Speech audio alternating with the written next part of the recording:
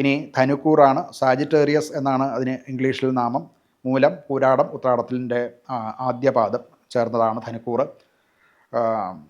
മാധ്യമ സംബന്ധമായിട്ട് ഉള്ളത് എഴുത്ത് ജോലികൾ, അതുപോലെ പത്രപ്രവർത്തനം ഇങ്ങനെയുള്ളതും, അതുപോലെ സെയിൽസ് മേഖലയിൽ ജോലിയുള്ളവർക്കും ഒക്കെ അനുകൂലമായിട്ടുള്ള സമയമാണ്.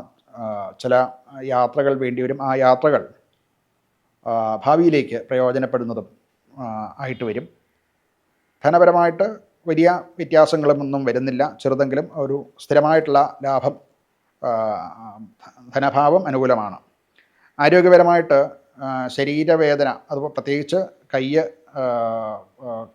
എല്ലുകൾ, അതുപോലെ തോള്, പുറംഭാഗം ഇവിടെയൊക്കെ ഉണ്ടാകാൻ സാധ്യതയുണ്ട്. അങ്ങനെയുള്ള രോഗം ഉള്ളവർക്ക് അത് കുറച്ചൊന്ന് അധികരിക്കാനും സാധ്യത കാണുന്നുണ്ട്.